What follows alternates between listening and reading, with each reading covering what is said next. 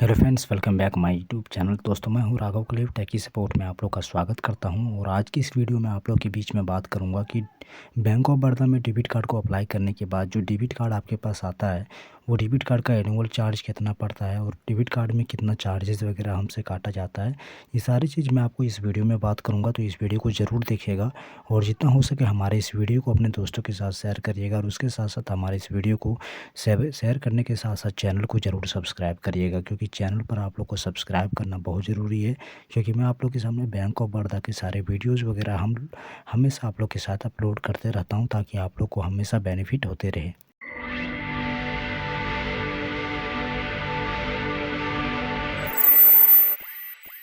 दोस्तों, bank of Baroda में जितने भी सारे डेबिट कार्ड्स हैं उन सारे डेबिट कार्ड का एक ही लिमिटेशंस होता है, एक ही एनुअल चार्जेस वगैरह होता है। एनुअल फ़ी तो समान होता है, बट एनुअल फ़ी के साथ साथ यहाँ पे आपको कुछ चार्जेस लिए जाते हैं। यदि आप डेबिट कार्ड को 1 महीने से लगातार यूज़ कर रहे हैं और 1 महीने से आप डेबिट कार्ड के ज़रिए अपने अमाउंट को विड्रॉवल कर रहे हैं, तो कितना लिमिटेशन दिया जाता है सबसे पहले मैं आपको बताता हूँ। क्योंकि देखिए, होता है क्या है कि हर एक बैंक में लिमिटेशंस होता है, कोई भी बैंक क्यों ना हो, वो चाहे बैंक ऑफ बड़ौदा हो या तो फिर बैंक ऑफ इंडिया। और हर बैंकों का एक ही कंडीशंस होता है कि वो अपने डेबिट कार्ड के ज़रिए पूरी तरह से हर एक लोगों से चार्जेस वगैरह वसूलें।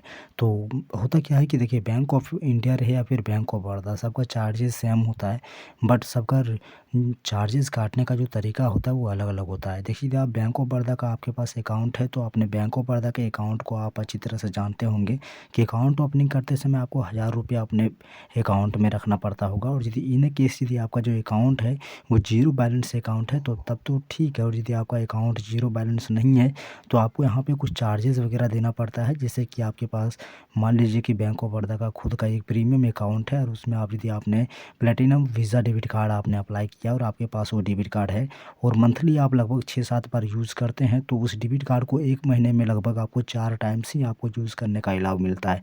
उससे ज़्यादा आप यूज़ कर लेते हैं तो आपका डेबिट कार्ड से कुछ चार्जेस आपके अकाउंट से काटा जाएगा।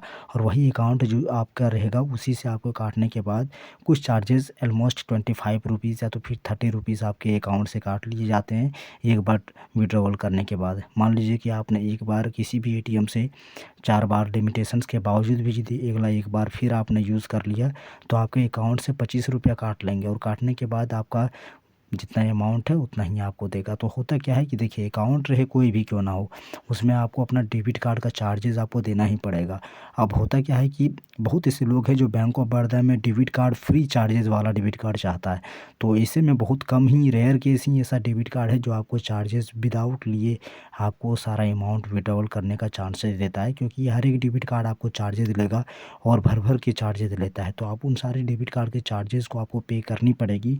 और यदि आप पे नहीं करते हैं तो आपका जो लिमिटेशंस है वो वही रहेगा।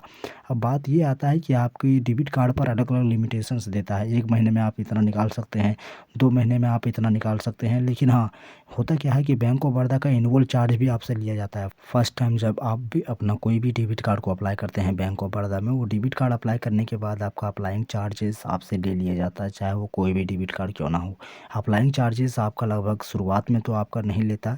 जब फर्स्ट टाइम आपने अपना अकाउंट ओपन किया है तो आपको शुरुआत में डेबिट कार्ड फ्री देता है।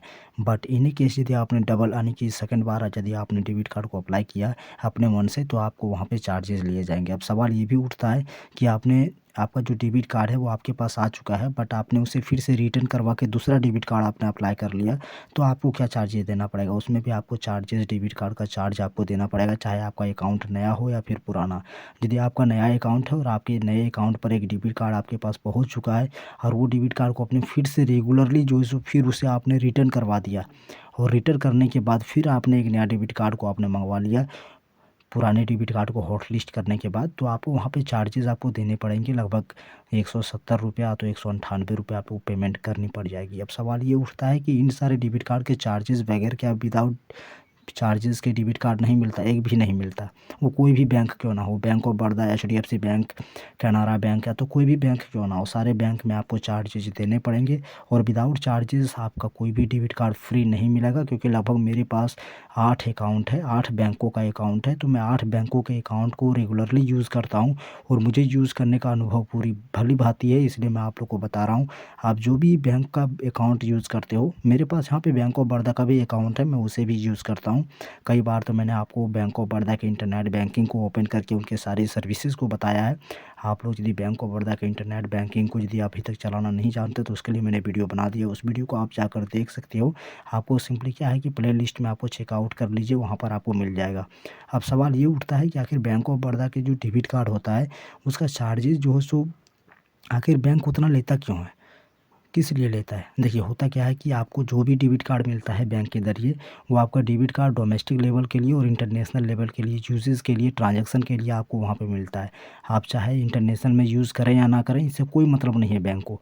आपको यदि इंटरनेशनल लेवल का लिमिटेशंस मिला हुआ है तो आप उसको उसे यूज़ करनी चाहिए। तो दोस्तों इस वीडियो को देता हूँ विराम और उम्मीद करता हूँ कि आज का ये वीडियो आप लोगों के सामने बहुत ही ज़्यादा हेल्पफुल रहा होगा, क्योंकि बैंक ऑफ बड़ौदा का जितना भी सारा वीडियोज़ मैं आप लोग के बीच पेश कर रहा हूँ, सारे वीडियोज़ पर आप काफ़ी क्वालिटीज़ के साथ आपने व्यूज़ वगैरह लाइक वगैरह कर रखा है।